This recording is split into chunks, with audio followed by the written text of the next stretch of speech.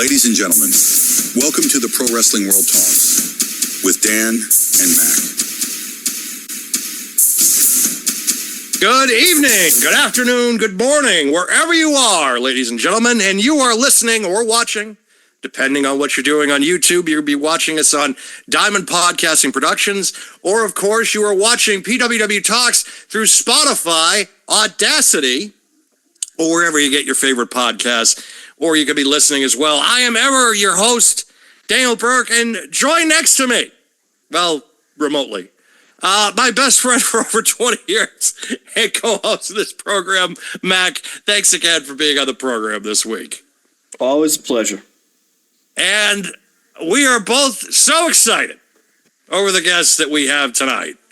A few weeks back, we had on Scott Hudson. A few more weeks back, we had the runner of and promoter of WrestleCore in Cobra Kai. And tonight, a man that I have been trying to chase down for a year and a half. We had Ace Marksman on over about a year and a half ago, and he was entangled with a company that I have been following probably since around 2016, 2017, when WWE was probably at its worst creatively. Well, they would get worse and worse, but there really wasn't a good alternative out there.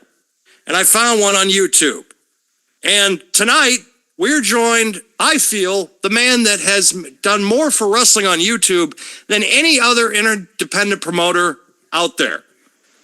His wrestling figure collection has inspired many, including myself, getting back into the hobby, and also people that wanted to start from scratch. He was the first promoter to book MJF and continues to get out talent in major promotions, major positions, and major promotions, including Jay the Key Evans, who worked security on a recent SmackDown. He is the 19-time GTS YouTube wrestling figure heavyweight champion, the king of Shovel Style, the leader of DF, ladies and gentlemen, the one and only, the king of wrestling YouTube, fucking Grim. Yeah! The king. Thank you and welcome to Pro PWW Talks. What an introduction. Thank you. Well, I appreciate that. It has to be stated. I feel like as far as YouTube wrestling is concerned, as far as promoters is concerned, as far as independent ones are currently in this industry, you're one of the better ones. Thank you. Considering the fact that you started out your grandparents' backyard, you had a few storage sheds at one point. I remember the storage shed fiasco because it was like, well, one. He's starting out at that one. Oh, they threw him out. Now he's going to go to this one. Now you're at some, for insurance reasons, some unknown location. You know, and the thing is, like, we've been bounced around quite a few times. You know, the show is not what anyone wants on their property. You know what I'm saying? It's fighting, it's screaming and yelling, it's breaking, destruction of property, it's pure chaos. GTS Wrestling is like, it's Attitude Era WWE meets, you know, late 90s ECW, you know, and chaos and car crashes. And basically, a lot of people say, yo, this is too noisy. There's too much going on here. Are you guys killing each other? What the fuck? And they don't want it, you know? So luckily we found a very safe place. Like I said, our unknown location, and we've been there for a couple of years and it's been going well. And the show is still running. I was literally talking today with my creative team about, you know, we're going to the Regal Rumble and, you know, in January, you know, and I book my show. I like to book things in advance so things make sense and have congruent with storytelling, like you were saying, where WWE doesn't even do this shit no more. No. But, you know, I'm planning my Regal Rumble already, okay? And I'm like, wow, we've been doing this show, GTS Wrestling, for so long that we're going into our 13th Regal Rumble. And I haven't won 12 of them. You know, so it's like, do we end the streak? I feel like the Undertaker now, or do I lose again? Do I win this year? What do we do? There's going to be some asshole on your creative team, everybody's gonna be like Grim, Grim, Grim, Grim. That one asshole, Jimmy Controversy. And I'm going to go, sounds good. Everybody thinks all I want to do is put myself over and I'm some egomaniac. And I'm like, I want to do what the fans want to see. I want to, they want to say, I believe in Grim and I want Grim to win. I want to give it to them. When they're like, man, I've had enough of Grim. Somebody needs to beat him. I want to get beat, and I'm not the egotist they think I am. I'm not the holding down young talent heel that they think I am. I'm the guy who's out there saying what is going to be the most entertaining thing for Dan at home watching my YouTube show, and he's excited to watch it. What's he going to go, oh shit, whoa, oh my God, wow. Whether it's me winning or losing, I don't give a fuck. I want to entertain you. I don't think it's a good idea. Just throw that out there now. I wouldn't vote for him. My favorite, but the one that really got me, the one that kind of got me hooked was you were having a ladder match. It was you and Hop up against BTO for the control of GTS Wrestling. And the finish was Grimes came out and shot both you and Hop. And that's how they won. just got shot them, and then he's pissed off because he's just like, and the only way that he would align himself with BTO is he needed the entire collection of Jack Pacific Classic line, like that. And I'm just sitting there, and I'm like, I sent this to everybody I knew that was a wrestling fan. I'm like, you have to see this. I'm like, this is absolutely ridiculous, and I love it. And that's kind of what got me hooked, because it was like no one in WWE or any major promotion back then was literally just shooting people as a finish. Right. And I always thought of GTS Wrestling as like, it's not a wrestling promotion. It's very much a comedy drama parody of wrestling.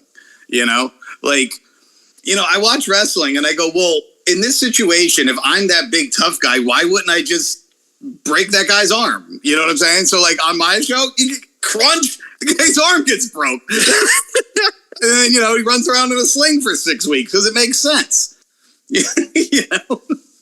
Some of the names you've come up with, like Landscaper.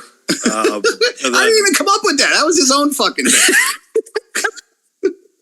He came to me. I'm like, what's your gimmick? He's like, I'm like a landscaper. They call me Lance-scaper. Sounds great to me, brother. Like, fuck it, I'll do it. Why not? Yeah.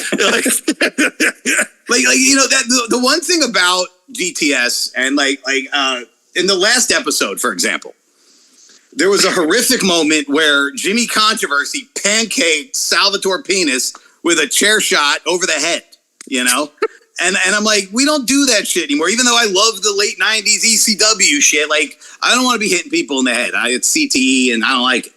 Right.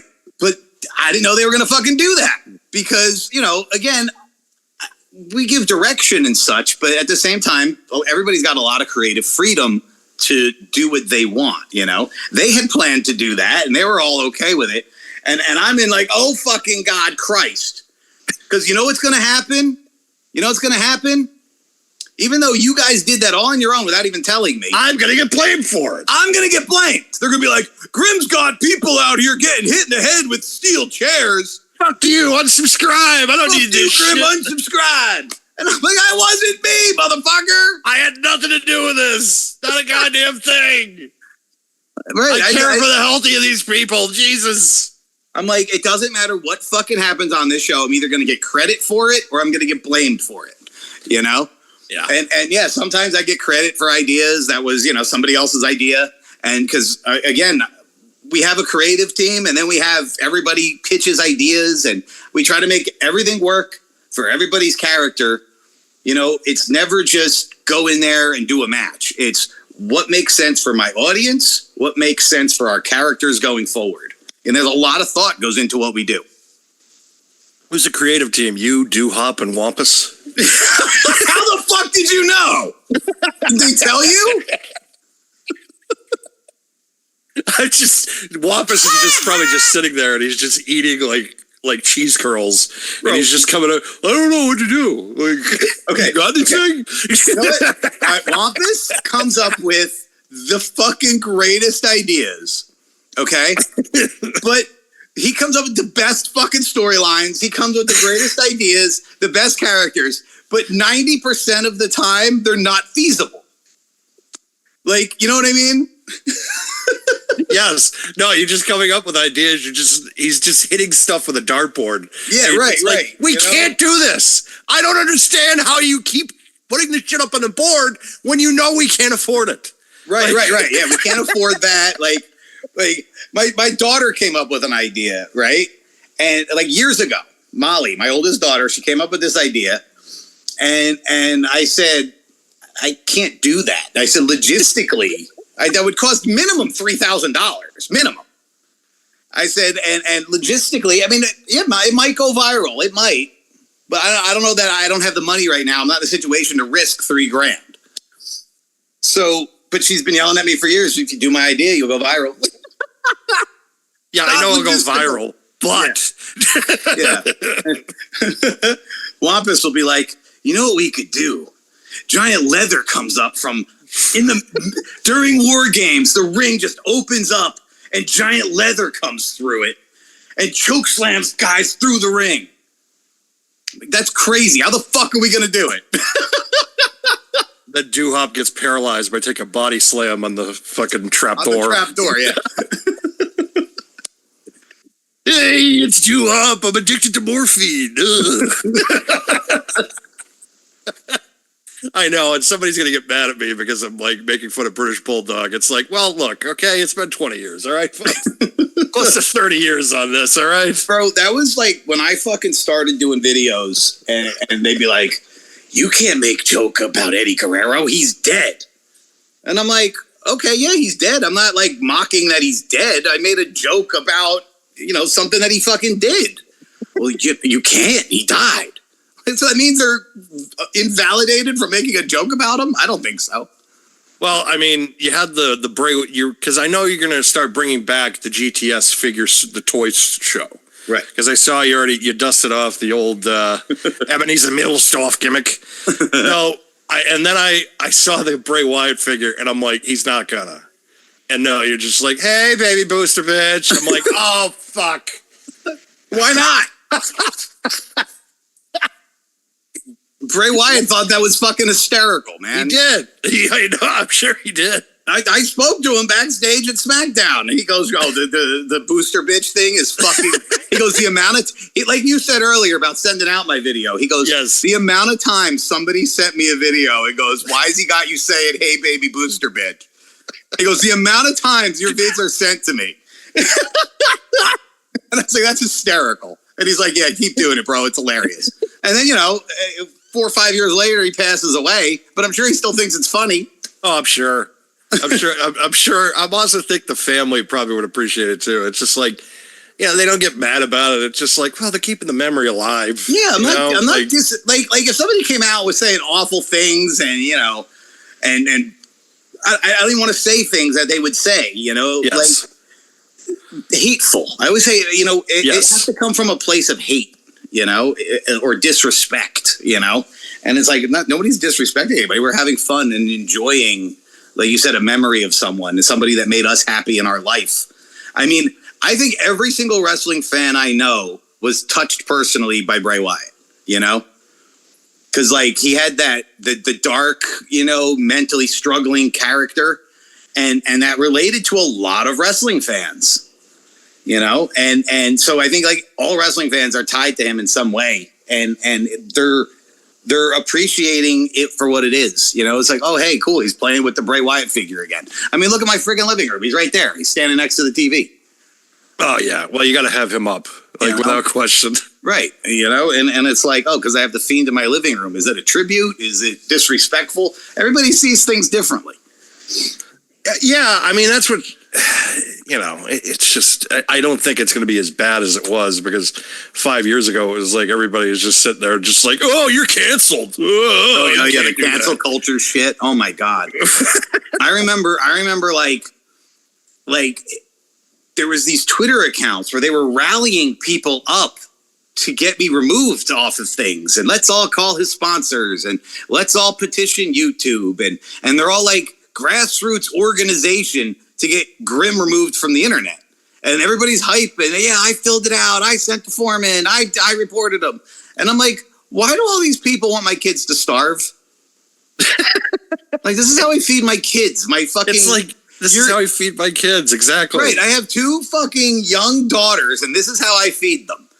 And you're like, well, you made a joke. You made a mean joke about another girl, and now we want you gone and canceled and want you to not have a career anymore because you made a joke. I said fucking sorry. You did. You I said did. fucking sorry. And Nia Jax accepted it on Twitter immediately. Yes. And I'm like, well, that should be the end. Whoa, I went too far. You know, there's a line. I do very much ride that line. I went too far. That was shitty of me. I'm in the moment. I'm just yelling shit. Like, my bad. Yeah. I'm sorry. You know, I don't want to fucking hurt nobody's feelings. Dead ass. And I feel that way. No, I get it. I get it completely. Like, But they still want to be ruined. And I then they're know. like, oh, well, you have 2 daughters? Well, we're going to get them taken away. And then they call Child Protective Services. They And live I'm with their mother.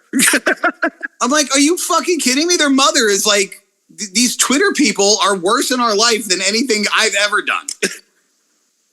Like, but they think they're the White Knights and that they're doing something good. No, they're just a fucking mob with pitchforks. It's just, all the hate that you got at certain points, I was just like, for Bro, what? Right? Like, what is he doing?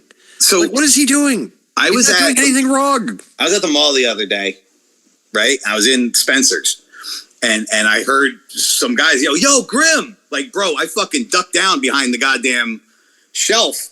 My girlfriend goes, "What?" I said, "I don't know. These fucking guys looking for me." They're like, "Yo, Grimm!" I'm like, she's like, "Oh, they're fans. They're excited to meet you." I was like, "Oh."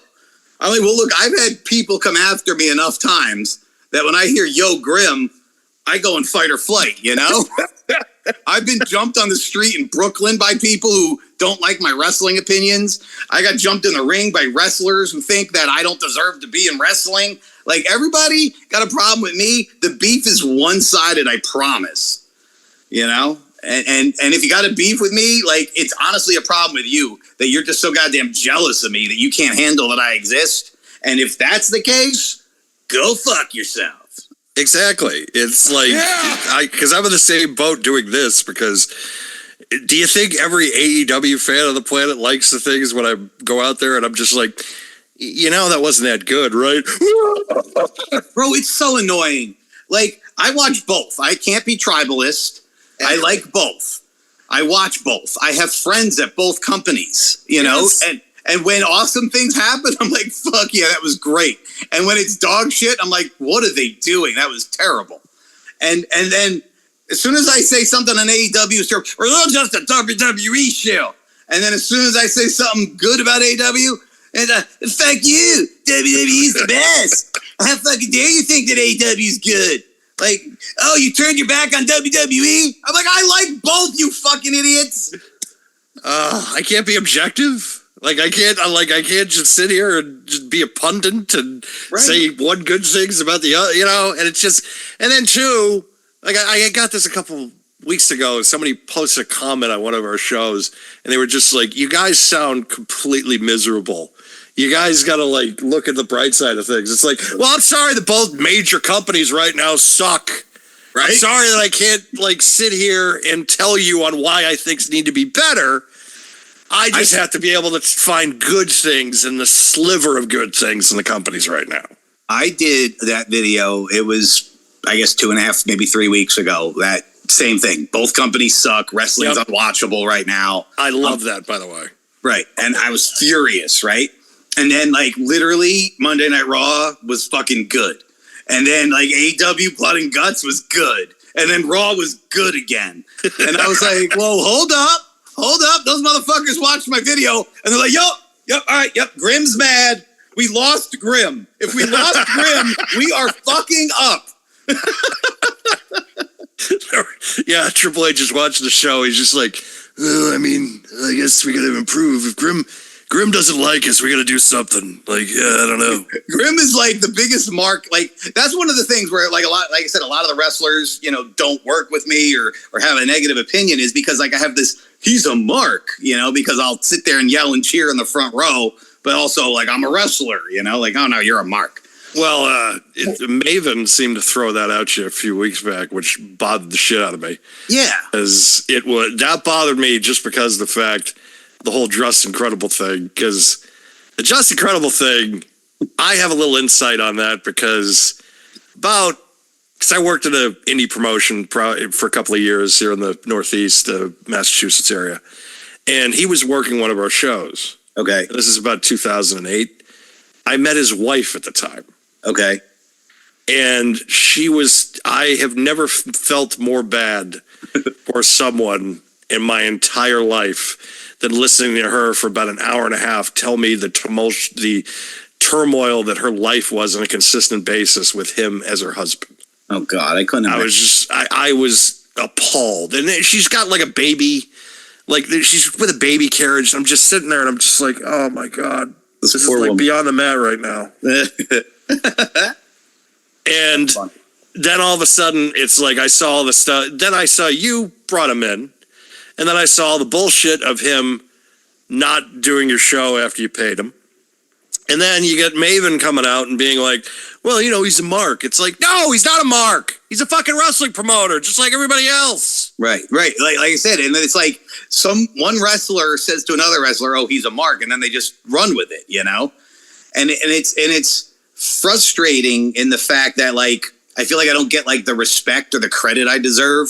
Like the way you put me over in the beginning, somebody else would look and go, not fucking fat Mark Grimm. I just try to be factual here. You're right. And that's what I said. And all you said was facts. It wasn't like you were, sucking my ass or anything. You just said facts.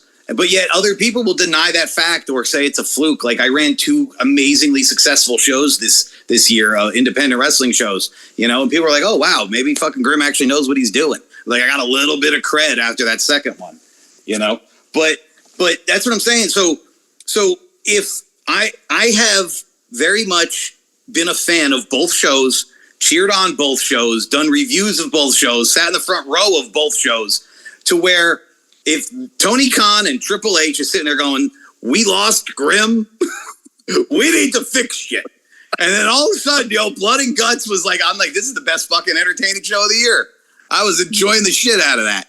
And then the last 2 episodes of Raw have been pretty good. They've been firing on all cylinders, And I'm like, oh shit, we're back, finally. Well, they weren't going to lay an egg in the garden. Like they weren't like they have before. Yeah, they have. But I know you're a big fan of Cena, and so I know that you're going through probably a trying time in the next few months, just because of next month. It's right. He goes bye. Well, to be fair, yeah, I don't trust wrestler retirements ever. I know, but I feel like this one's for real. I don't.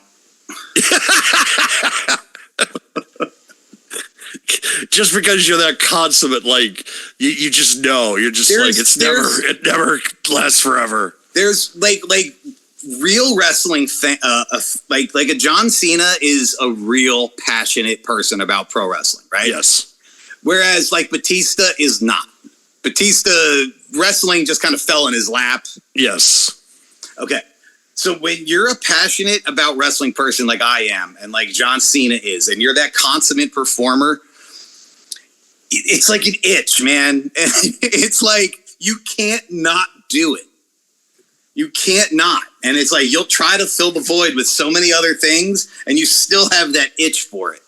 And yeah, but he might not wrestle a fucking career again. No, but he'll be back for a fucking match. He'll be back for a final farewell. He'll be back for a Saudi money. He'll be back on Raw as a guest appearance, Legends Night, WrestleMania guest ref.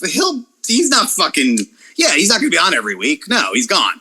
But he'll still be somehow part of WWE for a very long time. I mean, he's going to be in the Hall of Fame too. So I mean, Hall of Fame, right? That's He's not definitely going to going nowhere. Yeah, it's not like he's dying. It's not like we're never going to see him again. it's just. He's dead, it's not going to be an active. He's dead, Jim.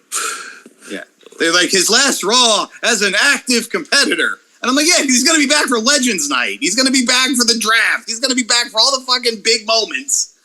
That's the ending of Saturday Night's Main Event. I have to go back to my planet now, and he just gets rises up. Yep. I hate the fact, though, that this year I feel like it has kind of handicapped the company for them being able to really do anything long term, because everything has been based off of John Cena. the Cena retirement tour, which, because it's never been done before. That I'll give them. Right. So I don't, because everybody's going to sit there and be like, well, like they really didn't know what it's like. It's never been done before. You're going by a guy and how many appearances he can make. So you're balancing your show off that. I think my only major criticism for them was Cody shouldn't have lost to WrestleMania. I would have had him lose the time. I would have had him lose to him maybe at SummerSlam. Okay. But I wouldn't have done it at Mania, because I felt like Mania, it was like Cody just beat Roman. Roman had 3 successful title defenses in a row on the same title reign. And first one Cody gets, he loses to Cena. Like, come on. Okay. And I get that from a psychological point of view, right? And you always want to make what's most believable. And in that situation, that doesn't seem believable at all, especially when Cena was losing to Austin Theory while Roman was on this dominant run. And Cody's the guy to end the run, so then he's going to lose it to Cena. But what made it make sense, in my opinion, because, that doesn't make sense. But what made it make sense was the fact that Cena turned heel, and he had The Rock, and he had Travis Scott, and all that bullshit. And it was so therefore, that was what made Cena stealing it from Cody. It makes no sense to me. I'm mad. That's what they wanted you to feel. I mean, Hulk Hogan. Well, I mean, they succeeded, first of all. Yeah, right. They succeeded, first of all. Like I said, when a lot of people don't even recognize that you got to book wrestling from an emotional point of view. Yes. I book my show when and you're going to watch Solid Steel Series War Games, and it's going to be an emotional roller coaster, and you're going to go, what the fuck was that? And you're going to go, but okay, they brought me in, they took me up, they brought me down, they brought me up again, and then they smacked me in the face. And that's what Solid Steel Series is going to do. And you're going to be like, whoa, I gotta subscribe and make sure I see the next episode, because I got to see what the fuck's going to happen now. That's how you got to book wrestling. I'll run outside my house. Damn you, Wampus! Damn you, Wampus. Bro. Yo, listen, I got to get bouncing because I got to get to the gym. So how much more do we need? 5 more minutes? Is that good? Yeah, that's fine. Yeah, cool. Yeah, that's fine. Awesome. I did want to talk about, so we talked about your everything that's going on currently. Right. I guess we can kind of talk about, what's your toy collection looking like these days? It's still ridiculous and massive. Most of it's in storage, and it's what I do have on display is right now I'm overwhelmed. I don't know where to put what to do with what, and it's all just kind of there right now. And the Transformer room is going way better than the wrestling room. Because it's as I do the Transformers, it's making more space for the wrestling, because I'm getting all the Transformer shit out of the way and up on a display. So then it's giving me space to work with the wrestling. So that's why I've really only been working on the Transformer room first. It's hard for me to take Transformers seriously. In what way? Well, let me explain. Okay. Because of the fact of your top draw does a job within 30 minutes of their fucking movie. Bro. Who does that? Who books that? Who comes up with that idea of, hey, our top hero, let's kill him off in the first 30 minutes of this movie? Don't get me started on the annoying, okay, I've said this from day one, right? Even as a kid, I didn't even like the Transformer cartoon. I just liked the toys. I liked the mechanics of the way that a car would turn into a robot and he'd have wheels hanging off his shoulders. And the airplanes had the wings like a backpack. I don't know. I loved the mechanics of it. It was my childhood autism was just, I loved the dinosaurs turning into robots. I'm like, it's all my favorite things: cars, airplanes, dinosaurs, and robots, all in one fucking thing. And then I put the cartoon on, and I'd be like, it's kind of dumb. Like the cartoon was stupid, and it was hard for me to watch. But I mean, at least it gave me a sense of who the characters were. But all I cared about was the toys, and I'm still that way. I still only care about the toys. The movies are so fucking dumb and lame and bad. They're like unwatchable. And like you said, bro, I'm like, what are they doing? I watched Bumblebee, which was like 6 or 7. I forget what number it was. Bumblebee fucking died 4 times in the movie. 4 fucking times in an hour and a half. Bumblebee's dead? I'm like, I swear to God, if I have to hear one more time, B, don't die on me, B. I'm like, you did this 3 times already. What the fuck? Stop kicking out at 2. What are you doing? Yeah, I was like, this is the stupidest movie I've ever seen in my life. You're making me really glad I stopped watching that at like the second movie. I didn't watch any of them after that. Bro, okay, wait. I mean, I've watched all of them. And I've watched all of them, honestly, multiple times. And again, only because I'll be like, I'm sitting there with my toy, and I'm like, what's this character's stances, and what's it move like, and how does it run? Just like, that's all I care about. I don't care about the fucking movie of it. But like, what was it? Age of Extinction was supposed to be the movie with the Dinobots. Yes. Okay. Bro, I'm 2 hours and 10 minutes deep into this fucking movie, and there's yet to be a Dinobot. Go fuck yourselves. Go fuck yourself. Go fuck yourself. Why? I'm like, this movie started at 8. It's a 2 hour and 45 minute movie. I'm 2 hours and 10 minutes in, and there's no fucking Dinobots yet. The fact that also that one of them pretty much was saying that they were fighting against the Nazis. Yeah. Like there was that storyline too. I'm like, what? Was that necessary? Was that fucking necessary? Wait, Bumblebee's a Nazi? Hold up. Optimus Prime was helping Jesus of Nazareth. What? Yeah. What? Bro, it's so frustrating. I could rant all fucking night long, but I got to get to the fucking gym. I am so glad though you popped on. Oh yeah, thanks for having me for a little bit. No, I appreciate it. Hey, you're welcome anytime. I think we should have you on here maybe to do like some reviews and that type of stuff of like big shows, like, you know, WrestleManias, that type of stuff. Yeah. Because I think that you're one of those people that in this industry should have a voice. And you definitely have one on your own channels, but also I think other than, you know, being on here, it just because you're a fun dude. You're a fun dude. I'm glad you came on here. I'm glad to finally be able to meet you.